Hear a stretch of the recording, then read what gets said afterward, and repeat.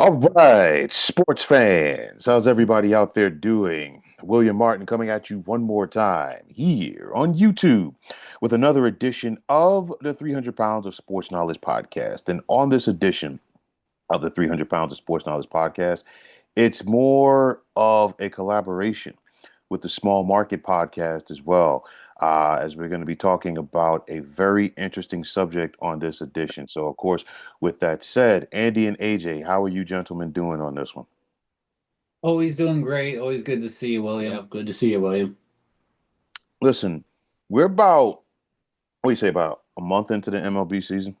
And of course, one of the big things that people have been talking about is the new ABS system, the automatic ball strike system, and whether it's helping or hindering things. I mean, you look at it, out of all of the challenge calls, about 55% of them have, you know, been, corrected or whatever, or like it's a hit rate, if you want to call it that, on this thing. And it's one of those where I feel like, to me at least, I think personally that it's helping the game. I know that, some umpires have been ridiculed, for their missed calls. And I mean, honestly, the life of an umpire is not easy. It's Yeah. really not. And on top of that, they usually tend to get more calls right than they're getting given credit for. But it just shows you, how tough it can be for the naked eye. And I mean, the umpires, they're under the hot light, if you will, because, just like the batter has to pick up that ball and decide whether he's going to hit it or not, or take a swing, in the split of in the blink of an eye, the umpires, they got to figure it out real quickly whether it's a ball or strike or not as well. So, I mean, I'm looking at it. I think that we're not going to see as many ejections over balls and strikes anymore. There's still going to be, because there's a limited number of challenges that you have throughout the game. But what are your thoughts on the ABS system so far? Well, William, I I guess I would like to know, and I don't know if you know the number, I don't, uh, of total challenges. I know you said that there's that when they do challenge, it's 50-50, but like percentage of total challenges to possible, like pitches thrown. Um, I don't know if you know what that percentage would be, but regardless, I guess my point is we're it's 50-50, right? It's basically a coin toss. Hmm. So do I think that overall it's helping? Yeah, if you're looking to cut down on ejections, it's helping. Um, if you're looking for pace of play for the game, I don't think it's helping. I went to a game 2 weeks ago Hmm. at Comerica, and there was three challenges within the first inning, and I was not even thinking about it. So the first one caught me off guard, and they're like, catcher review. And you turn your head to the big board, and they got the box there, and it's quick. Don't get me wrong, it's quick. It's within a few seconds, but it's breaking up the game. And it Hmm. happened three times in that inning. So after every call, you're checking that board to make sure somebody's not challenging it. And I think for all the strides they made putting in the pitch clock and stuff to try and speed up the pace of the game, I think this is kind of a hindrance from a fan standpoint. Well, I'm seeing the way that the ABS system is used, and it reminds me of the challenge system in tennis, because basically, you see players, they want to challenge a call whether the ball was in or out of the lines in tennis. And of course, like the crowd gets into it, because, sometimes at a tennis match, you see like the crowd actually clapping, to see what it's Mhm. going to be. And it's usually like, what, 10 or 15 seconds tops before we know the call there in tennis. The calls in baseball, they're really, it's not like, I totally get where you're coming from, the pace of play. It's not it's not taken like away from it as much as like the challenges are. I mean, and you got to go to the replays and stuff like that, because you figure the replay, for an example, you got to have two umpires walk over to one of the dugouts, to get the equipment. They're on the phone, I think, with New York, trying to figure this out. and then they come back. It's usually quick, as far as whether or not it's ball or strike. I think it's helping, and honestly, in my opinion, I think at some point, definitely not this year, probably not next year, but at some point it probably gets expanded a little bit more. Because you're seeing it. I think each team has what I think like three challenges per game, something Yeah. like that. Yep. Um, I could totally see it being expanded at some point. Maybe they say, you know what? Each batter gets one challenge per game or something like that, or each pitcher, gets one challenge per game or something like that. The aspect of it that I think the most where I like to see it right now is from the catcher's aspect because you see some of those catchers right off the bat, they're tapping their helmet because usually, the catcher who's sitting right there, he knows whether his pitcher threw him a strike or not. So it's helping, in my opinion. Yeah, I agree with you, William. I also Hmm. want to play devil's advocate a little bit. Um, you mentioned tennis. Hmm. I'll throw in football as well. If a ball is in or out, or if a player's inbounds or out of bounds, it's it's defined. There's lines, there's inbounds, out of bounds, all that stuff, and you can see the replay, and there you go. With balls and strikes, it's a two-dimensional static, like kind of imaginary box that's based on the dimensions of the particular player that's in the box at the time, Yeah. you know. And that's where I baseball's all about numbers and metrics and all that stuff, and they've done an amazing job with like StatCast and all that stuff where they can measure how far a ball's been hit, how the hit rate, like how hard it's been hit, all that stuff. I think that they could maybe do just a little bit better with that imaginary two-dimensional strike, batter's box, I guess, Hmm. batter's zone, the strike zone. They've done a great job, but in a game of numbers where you're still about a sixth of an inch plus or minus in or out, I don't know. And that's still better than any human eye is going to be able to determine, any human umpire is going to be able to determine, but still, I don't know. That's just me being a curmudgeon-y, Not wanting to change. not wanting to change, baseball purists, and get rid of the shot clock, get rid of the pitch Pitch clock clock. and all that stuff. And I had issues with that, but really it speeds up the game, significantly. And yeah, but that was something where I always felt like the pace of the game is part of the strategy in baseball too. Roy Halladay, we've talked about this before. Like Roy Halladay used to be an incredibly fast pitcher and just to throw off the timing of the hitters that he was facing. And that's got nothing to do with what we're talking about tonight. But I'm just saying like it's not flawless. Um, I From a human standpoint, I do feel bad for umpires. And I never thought I'd say that, but I kind of feel bad for that. Like if I'm the guy behind the plate and you're getting challenged, you're getting your call challenged and you're wrong, you've got egg on your face and the whole stadium knows it and they're all clapping and happy to see it and everything. Happy that the call is made right, but also it's a bit of an FU to the Empire, and that's exactly how fans feel. That's exactly how players feel. It's a little disrespectful. Um, I saw a video the other day where um, there's a female umpire, female home plate umpire, and um, the commentator was like, "You see, that's it. That's why women shouldn't be in baseball. That's why women shouldn't be umpires." And I'm like, "This is absurd. This is this is a little too much." Like the next thing you're gonna start like it's just gonna start getting like super xenophobic and stuff, and Yeah. it doesn't need to be that way. No. You know, uh, I don't know. It's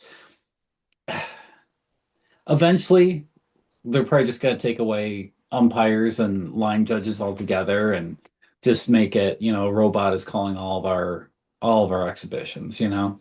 Well, I saw this documentary on TV several years ago, and it was the automatic balls and strike system had been implemented in I think the independent leagues and the minors, and it was tested out, and it was working. And what it was they put some type of mechanism out in center field on a pole, and that was able to read the ball, and basically it was going up to the press box where somebody would get the signal as far as whether it was a ball or a strike, and the home plate umpire had an earpiece, and the message was relayed to him from the press box whether or not it was a ball or strike. And at the end of the day, the system was working.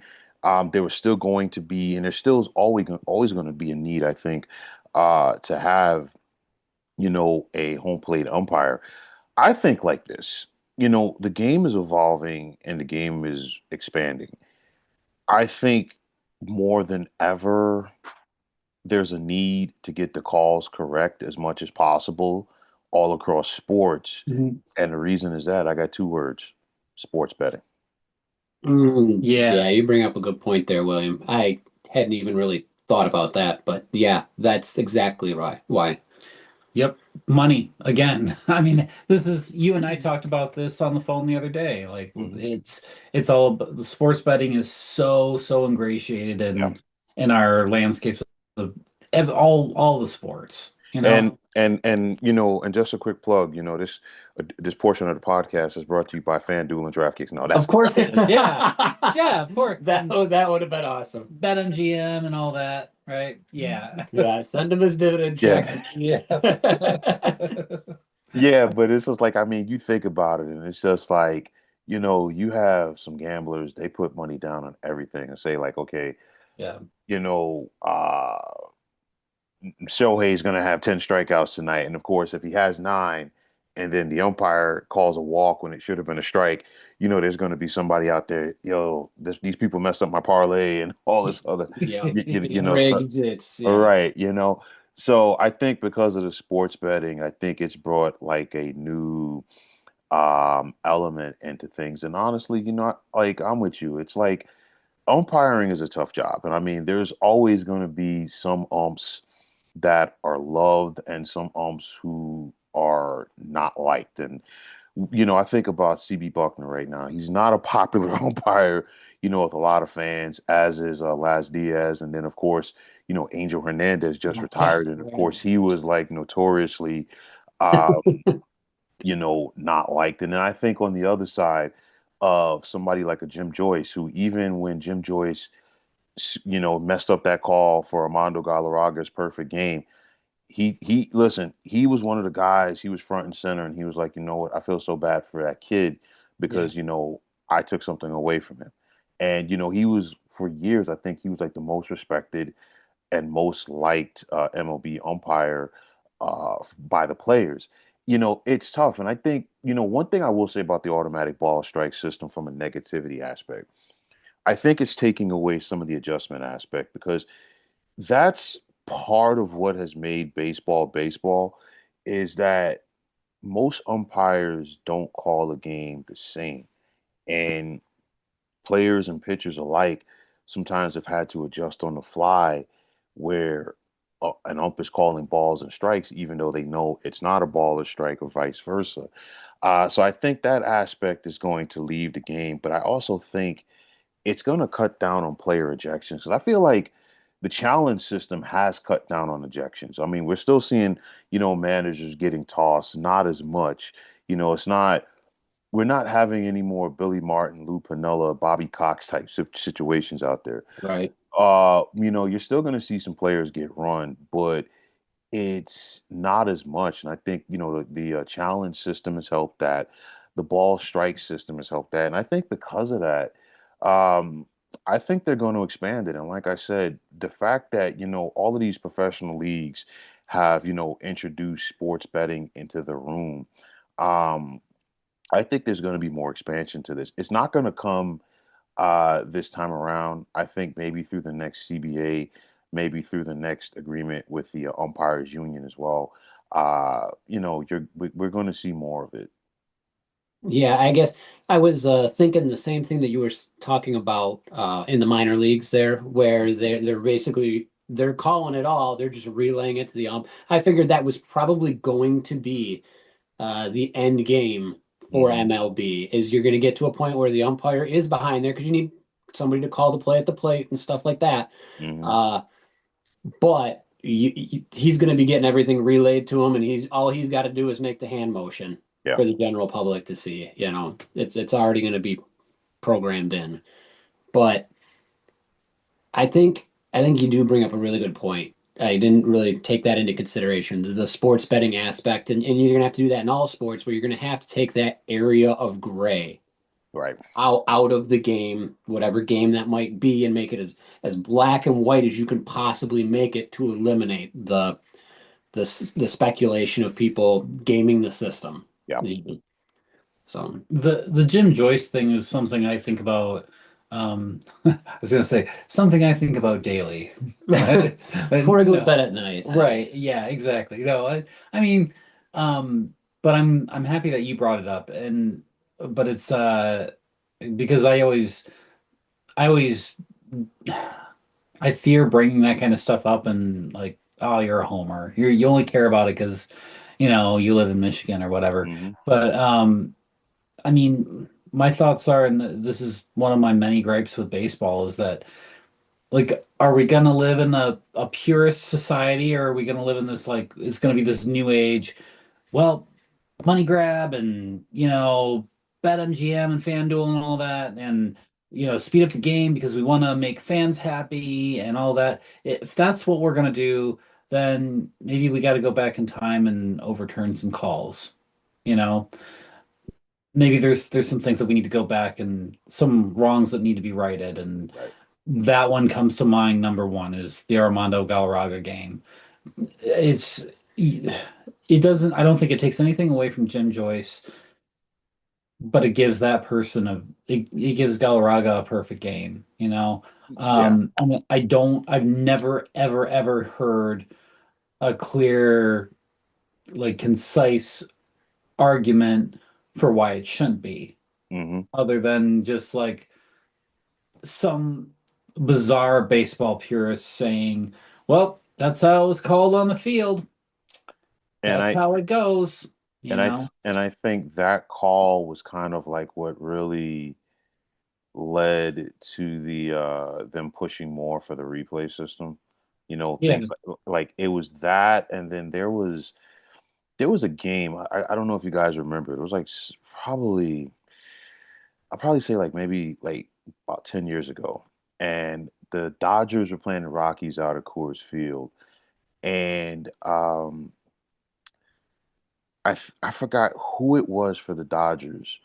They got called on a pickoff play at first base, and they were called out. And I feel like I don't think Mattingly might have still been managing the Dodgers. He might have been. If not, definitely it was Dave Roberts. But whoever the manager was, he got run.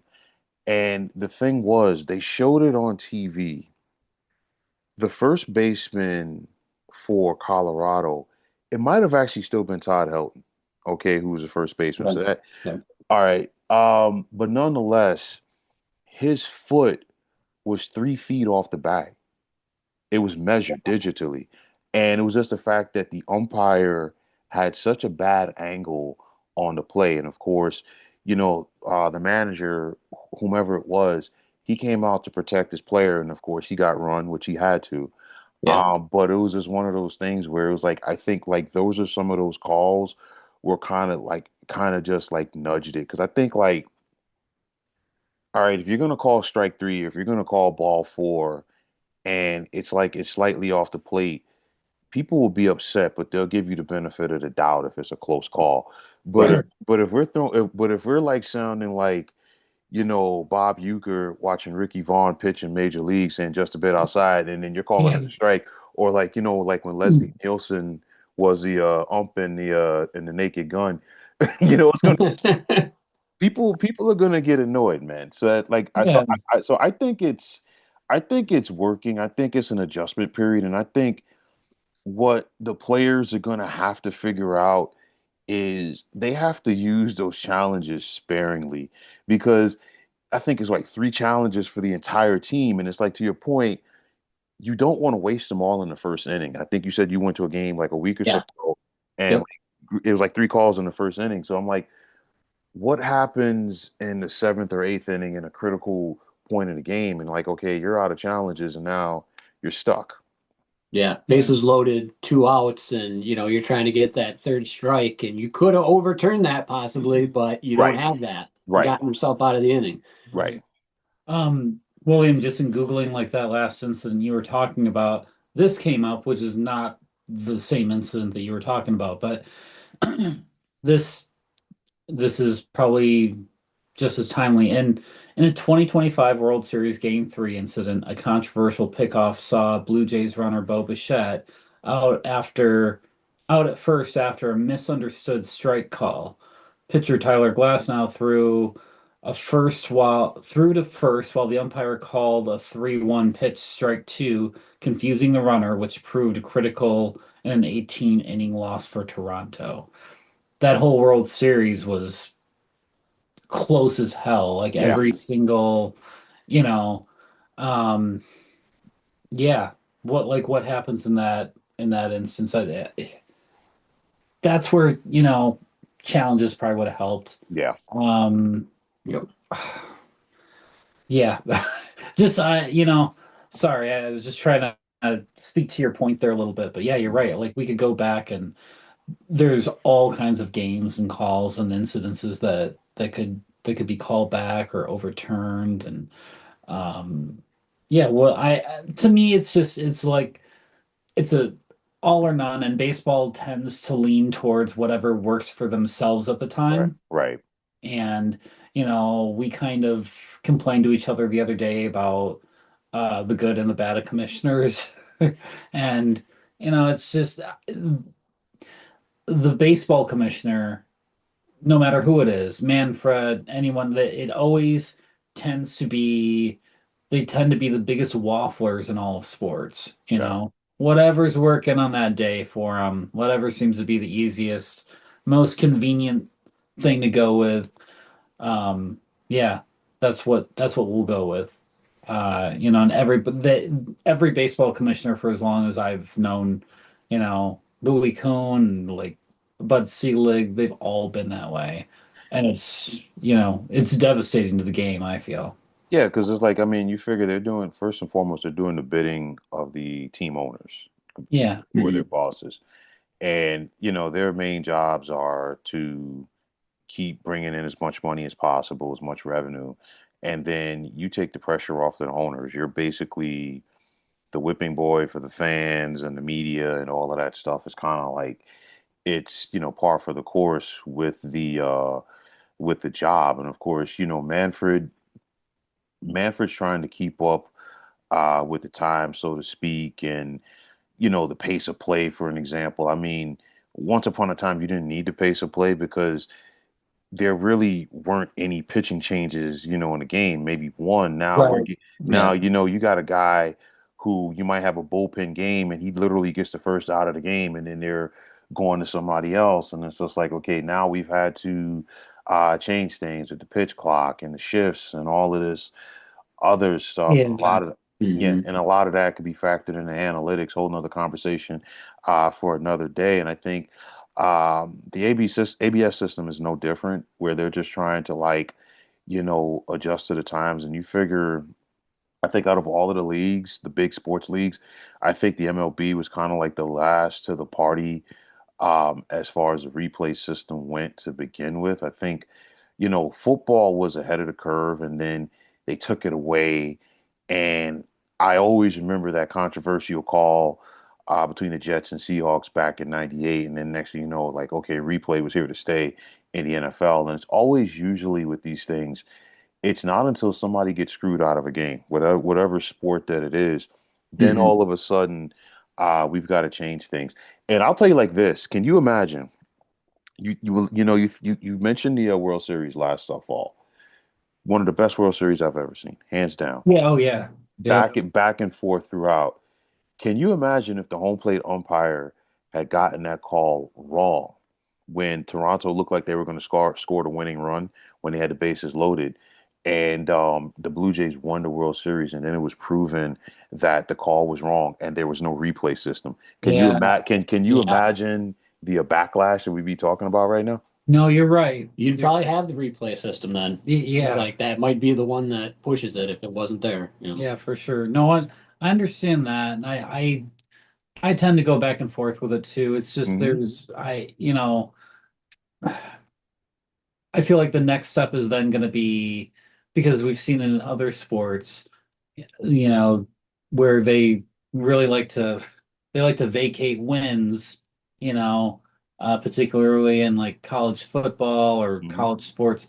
And not to say that that's like the standard bearer, but I could see that, possibly being a thing. Oh, everything is going to be, we're going to predicate everything on like revisionist history. Everything's going to be, well, let's go back and start overturning some World Series and then I we can don't. look back at it and, I, maybe not. Maybe I could be wrong, but like if we're already moving out of the baseball purist thing, mhm. what other sector are we moving in towards? Well, one thing I could see happening because I truly do think the ABS system is going to get expanded at some point. It may not be for every pitch, but I think it's going to be expanded. What the other thing that I could see happening within another 10 years or so. All right, we see the technology now in the NFL where they're putting like the device in the football for like Yeah. the digital measurement, for like whether it's a first down or not. I could totally see them at some point putting some device within the baseball that is going to help to detect whether or not it's a strike or not. I could totally see it happening. At some point, somebody's going to put the technology out there and say, "Hey, I can measure whether or not this ball is a strike or not," and they're going to pitch it. It's not going to start in the major leagues as first, of course, but it's going to start someplace, and then it's going to pick up steam like everything else. And the next thing you know, it's just because it's all about the accuracy. And I'm not here to like rain on the umps parade because again, I think umpires are important. I think they have a tough Yeah. job, and like I said before, they get it right more often than not, and they get it right more than they're credited for. But I think now that all of these sports leagues have introduced the sports betting into the equation, more than ever, it's so important to get these calls right, whether they're for Yeah. your team or whether they're not. But I think because, you think about it, I always remember, I'm not trying to jump off the subject too much. I think it was the 2004 Final Four. So in the national semifinal, Connecticut beat Duke 79 to 78.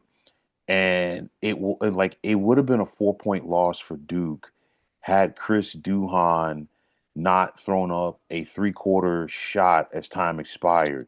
So by him making that shot and Duke losing by one as opposed to losing by four, there was a lot of people who lost money on that shot based off of how much they had the game by. So I mean, like the thing is like gamblers, you got a lot of people into gambling right now, and it's not just like the head up. Okay, I think the Dodgers are going to beat the Giants. Whether you're betting on Shohei having two hits, you're betting on the Dodgers scoring five or more runs. You're betting on the Dodgers limiting the Giants to like 3 runs or less. You're like there's so many aspects of it. So and like so much of that can be affected by the balls and strikes behind home plate. So I think it's going to be expanded. Yeah, I no, I totally agree with you, and God bless them for trying, and I this is a good point in time for them to move forward. Okay, we're going to make an honest effort to try to make everything right. Um, where it becomes like critically soulless is where you're talking about sports betting and all that, and I agree with you. I think that has a lot to do with it, but and who are we trying to satisfy by even playing baseball or any of these sports anymore? Um, do you like, is there any communal interest in or moral interest in like growing the sport and hoping young people get involved in it? No, not at all. It's just satisfying the bottom dollar and satisfying like they have some sort of obligation to sports bettors. Since when the hell did that start? Just a couple years ago, because they're they're becoming like car companies, like FanDuel, BetMGM, and all this like Sportsbook, all these things. They're becoming like the big three, and they've got the most money, and they're throwing the most money at advertising. So we got to make them happy because they're advertising. They're Mhm. giving us the most money, and eventually it's just going to get to a point where you're just going to completely price out anybody who could like viably afford to enjoy a baseball game. Families Mhm. can't go to the ballpark anymore. They can't afford it. They could barely afford going to a minor league ball game. You're just my point is, I guess, is in this rant is that you're just going to completely by pricing out families, kids are not going to give a care about the sport in the future, and baseball's going to die. So is basketball and football and Mhm. all these sports that we love today. Like our kids and grandkids are not going to care because they weren't raised with it. Well, I mean, I think, and I'm maybe playing a little devil's advocate here. I think uh baseball, like all these other sports, they're trying to like quote unquote keep up with the time. And I think on top of that, I think following the money because they're Yeah. looking at it and it's like basically MLB and all of these other sports leagues, they're leaving no stone unturned as far as finding as many revenue streams as possible. You think about it, they've opened up a lot of things in baseball as an example to try to appeal to the youth more than they ever have. I mean, you think about it, and I'm not trying to sound like an old man right here. You might have a guy who plays for the Oakland A's. Oh, I'm sorry, the A's, who's now wearing like green cleats or wearing like purple cleats, or something like that. Whereas, naturally we grew up in an era where everybody who played on the St. Louis Cardinals wore red cleats.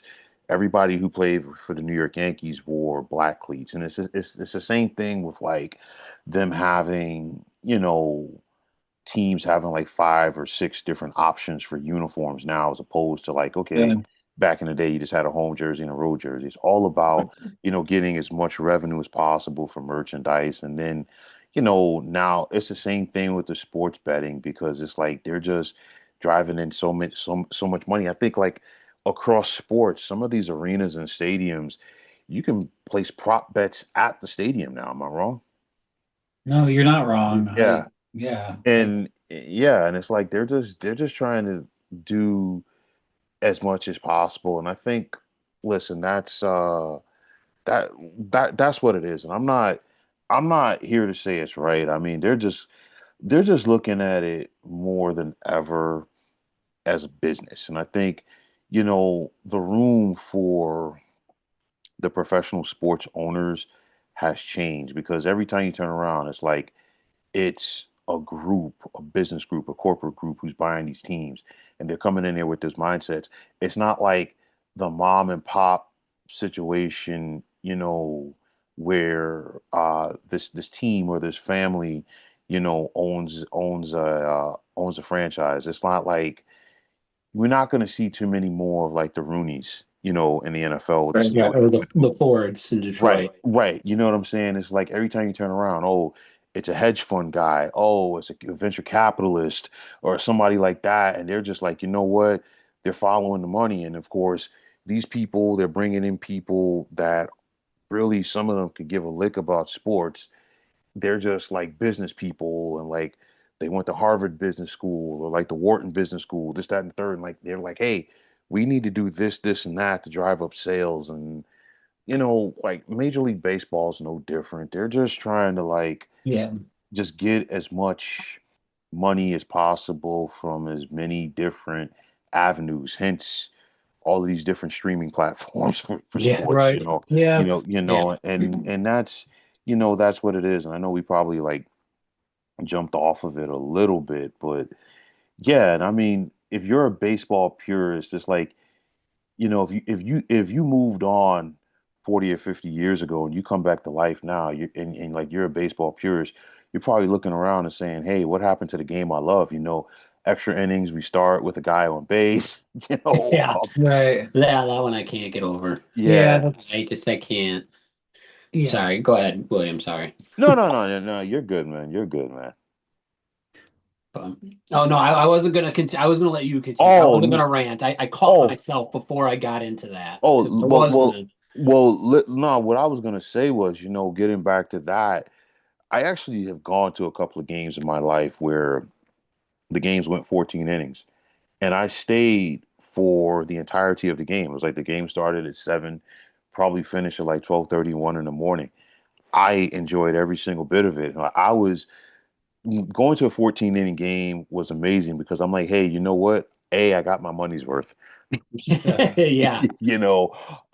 B, it was a situation where I was actually shocked that they did this because it was the 14th inning. They had another seventh inning stretch. Oh, really? Yeah, yeah, I was, and it was like it was a night game, so there really weren't probably like at that point, it's probably like 5,000 people left in the park. But nonetheless, it was like the ones who were there, we stood up and actually in staying, I actually caught the game-winning home run, and I still have the ball Nice. Oh, nice. in my place, and I'm like, it was beautiful because I really didn't have a lot of people to fight with. Yeah. You got a You whole know, section to yourself right. now. Wow. But it's just like now, some of that luster's been taken away because they don't want it. It's like if you at this point, listen, if you get a 12 inning game, that's like a real big deal. You know what I'm saying? Because most of these extra inning games now, they're usually over in the 10th inning. And that's the thing that they want, man. So it's another nuance that you know, has I think it's here to stay, with the ghost runner, if you will, for extras. I think it stinks, me personally. I'm not a fan of them eliminating the pitcher from hitting in the National League. I thought that brought an additional layer of strategy. Mhm. I'm not a fan of like interleague baseball all season long. I'm not a fan of everybody playing everybody. I would rather instead of seeing the Orioles take on the Braves, I would rather see the Braves have an additional series for the year against the Dodgers or maybe, the Cubs, a series that could potentially, determine home field advantage for a playoff series. That's just me personally. But of course, they're not going to do that because, you know, I think they're probably trying to use this to segue into making Major League Baseball more like the NBA and the NHL, where you have a Western Conference and an Eastern Conference, and I think that would flat out suck. But I mean, because like there's rumors that you basically have the Mets, Yankees, Red Sox, and Phillies in the same division, and I think that would be terrible. Yeah. That like that's just my 2 cents. But again, what's happening is like the voices in the room have changed, and that's I mean, the MLB owners, they're not out there on Front Street, with the exception of probably like Steve Cohen with the Mets and like the Steinbrenners and maybe like Magic Johnson's group with the Dodgers. Most of them are like behind the scenes, but it's not like, the mom and pop situations that we grew up with, like Bud Selig before he became commissioner. He was a team owner of Milwaukee, or like, you still got the Reinsdorfs have owned the White Sox Mhm. forever. You know what I'm saying? Yep. It's more corporations now, and it's like these guys are just looking at the big buck, man. Yeah. Yeah, that's all they're looking at is the almighty dollar, you know. Um, Yeah. Totally agree. It's no, I could probably go on and on all night about like the soul of the game versus all the analytics and all that stuff, but I'll leave it at where I'm at. it just because then it's gonna lead me into my talking point, my, you know, Pete Rose, like how they just beat him to death and have robbed his grave, and that's a whole big thing. I mean, I don't know. I have a little bit of a chip on my shoulder about sports betting, and you know, you screw this guy over completely. And I know we've talked about it before. I'm not gonna, unless you want to start talking about that, we can. Well, We can do I'm another hour well, on Pete no, Rose and the hypocrisy with sports betting, but well, it's, you know, yeah. I mean, real quick, it is blatant hypocrisy because you kept this guy out of the Hall of Fame, your all-time hits leader, Mhm. okay, and he's still out of the Hall of Fame. And on top of that, not only that, but all of these leagues have now set up shop in Las Vegas. And of Yeah. course, the MLB is late to the show as far as Vegas goes. I don't think it's going to work for them there. That's just my 2 cents. I mean, and I also feel that, they should have kept, if anything, if they wanted to do it right, they should have kept the A's in Oakland and then just put an expansion team in Vegas. Yeah. But, that That's a was whole different thing. Yeah. yeah, that was disgusting. But like, yeah, with the sports betting, you know, let's keep Pete Rose out of the Hall of Fame, but we're gonna like put sports betting into the room as well as setting up a team in Vegas. And it's just, Exactly. Yeah. it's hypocritical. And again, it's a money grab, and that's Yeah. it. Yeah. That's Yep. Totally agree. Well, I think our iPad's running out of power here. Yeah, we're running well, low on listen, battery. I was just looking for a charger real No, quick. we couldn't. nah. Well, listen. I mean, listen. We covered a lot in the last close to 45 minutes. So I mean, listen. I mean, you probably got the battery life out of your on this one, man. But listen, man. Thanks again for chiming in. Listen, I'm sure you guys are gonna have some stuff that you're gonna be talking about. Excuse me, on your podcast post NFL draft Mhm. over the weekend, and of course, a lot with the NBA playoffs and the NHL, the Stanley Cup playoffs, and of course, I'm sure that even though that the Red Wings aren't in it, I'm sure you guys are still going to be watching. Oh Oh, yeah, we'll be paying attention. I'm You just know, checking on my Pistons score real quick here, well, but nah, nah. Listen, man, Detroit took care of their business. oh, you already know. Okay. To All right. tonight. Yeah, listen, a sports fan never stops paying attention. I've got like updates on the television coming in, Gotcha. Oh, yeah. as we're doing this. So yeah. Yeah. But like getting back to like, the stuff that I know you guys gonna be talking about soon, definitely let people know where they could find you at. We are on Instagram and Facebook. We're at Small Market Podcast. Those are our handles. Pretty simple. We're based out of mid Michigan, and we're on YouTube, Podbean, right? Not being yeah. Podbean, Apple Yeah, Podcasts, anywhere. It's pretty hard to miss us. If you just Google Small Market Podcast, you'll see our blue and orange color scheme. And yeah, there's the logo right there. You said I wasn't representing, but I'm always representing us. Listen, Shameless. Yeah. This is brought to you by BetMGM. And no, we're not. We are not brought by any of that. Those people don't pay us. Right. So, but we're completely independent. We do this because we love doing it, just like exactly, you do it exactly, because you love doing it. exactly. And you're one of our favorite like collaborators. We love collaborating Mhm. with you and talking to you, Trust me, the as much same. as possible, William. Trust So me, trust me, man. The same here, man. The same here. yeah, yeah. Thank you. Thanks for letting Yeah. us be on the 300 pounds of the sports knowledge podcast. Thank you for taking the time out, man. Trust me, it's great. It's been great, man. Always. All right, we'll catch you next time, William. All right, thanks again, guys. Right. And for everybody who liked what they heard and saw on this pod, you know what to do. Just check me out anytime on YouTube. If you like what you heard and saw, just hit that like button as well as subscribing to this channel. Like I always say, it's greatly appreciated. Also, if you're on the X, formerly known as Twitter, check me out at 300 Pounds of Sports. Give me the follow. I'll do the same in return. And that also goes for Instagram. And you can check me out at 300 Pounds of Sports Knowledge. And also, be sure to check out the Sports Depot 365 on Facebook. And for Andy and AJ, my name is William Martin, and I'm signing off. And I'm saying thanks once again for checking out the 300 Pounds of Sports Knowledge podcast here on YouTube. Be well, everybody.